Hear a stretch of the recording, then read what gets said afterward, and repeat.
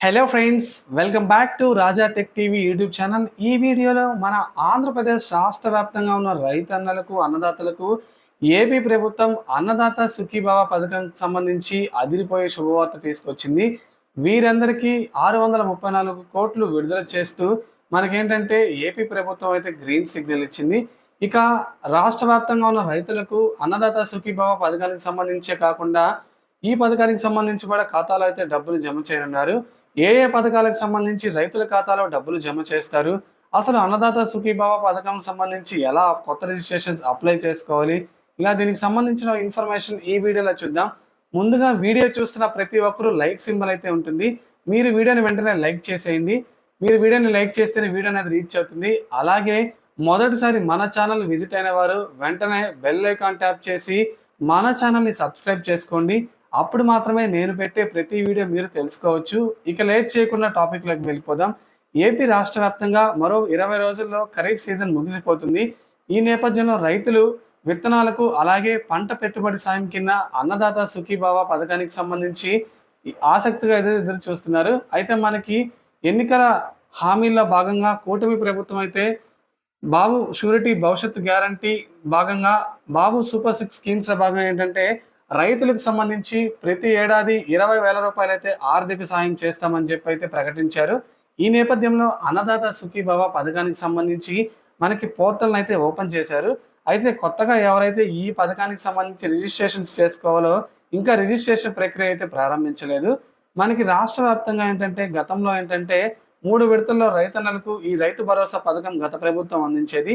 ఈ రైతు భరోసా పథకాన్ని మనకేంటంటే అన్నదాత సుఖీభావ పథకం అని చెప్పి కూటమి ప్రభుత్వం పేరైతే మార్పు చేసి ఏటా 20,000 రూపాయలు ఆర్థిక సాయం అందజేస్తామని అయితే తెలిపింది. ఇక తాజాగా ఆంధ్రప్రదేశ్లో అకాల వర్షాల కారణంగా రైతన్నలు తీవ్రంగా నష్టపోయారు. మనకి ఏంటంటే వివిధ పంటలు వేసిన అన్నదాతలు రాష్ట్ర వ్యాప్తంగా ఏంటంటే దాదాపు మనకి 2 లక్షల మంది రైతులు తీవ్రంగా నష్టపోయారు. కేంద్ర ప్రభుత్వం కూడా ఏంటంటే మనకి ప్రత్యేకంగా పరిశీలించి 118,000 హెక్టార్లో నష్టపోయిన రైతులకు నష్టపరిహారం అందించాలని ఏపీ రాష్ట్ర సర్కారు సైతం మనకేంటంటే అధికారిక ప్రకటన చేసింది.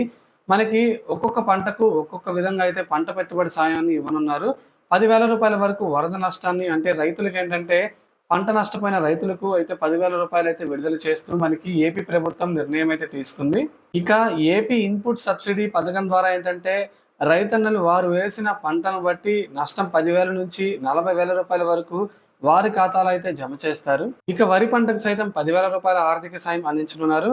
మనకి సెప్టెంబర్ 17వ తేదీన మనకి దీనికి సంబంధించి ఏపీ ప్రభుత్వం మరో కీలక ప్రకటన చేసే అవకాశం ఉంది.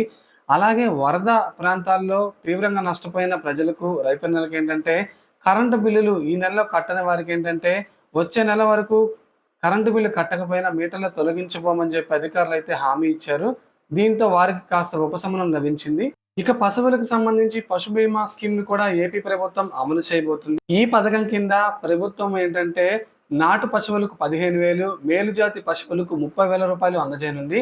మేలుజాతి పశువులకు 30,000 కన్నా ఎక్కువ కావాలంటే మీరు అదనంగా అయ్యే సొమ్మును అధికారులకు చెల్లించాల్సి ఉంటుంది. అలాగే విద్యుత్ కనెక్షన్లలో ఏంటంటే రైతులు గ్రామ సచివాలయాలు అలాగే మీ సేవల చుట్టూ తిరగకుండా 1902 టోల్ ఫ్రీ నెంబర్కు కాల్ చేస్తే కొత్తగా మనకేంటంటే కరెంటుకి సంబంధించి మీటర్ రిజిస్ట్రేషన్ అయితే ప్రక్రియ జరగబోతుంది. ఇక చాలా మంది అన్నదాత సుఖీభావ పథకానికి సంబంధించి రిజిస్ట్రేషన్ ఎప్పటి నుంచి జరుగుతాయని చెప్పి అయితే మనకి చాలా మంది కామెంట్ సెక్షన్ అడుగుతున్నారు.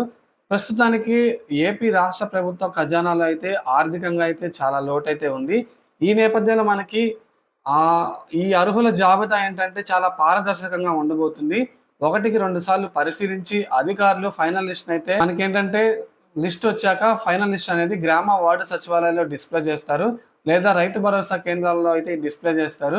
మనకి అలాగే కేంద్ర ప్రభుత్వం అందించే 2,000 రూపాయలు పీఎం కిసాన్ యోజన, అలాగే రాష్ట్ర ప్రభుత్వం ఏంటంటే అన్నదాత సుఖీభావ పథకానికి సంబంధించి కూడా మొత్తంగా 2 ఒకేసారి కలిపి రైతన్నల ఖాతాలో అయితే జమ చేయబోతున్నారు. సో ఫ్రెండ్స్, ఇది ఫ్రెండ్స్ ఏపీ ప్రభుత్వం ఇప్పుడిప్పుడే అన్నదాత సుఖీభావ పథకం అలాగే పీఎం కిసాన్ యోజన ఇక పశు బీమా పథకానికి సంబంధించి ఏపీ రాష్ట్ర సర్కార్ నుండి వస్తున్న ముఖ్యమైన న్యూస్ అప్డేట్. మీకు ఎన్ని ఎకరాలకు అన్నదాత సుఖీభావ పథకం కింద పేమెంట్ రావాలో కింద కామెంట్ సెక్షన్లో తెలియజేయండి. అలాగే ఈ వీడియోని లైక్ చేసి మన ఛానల్ని సపోర్ట్ చేయండి.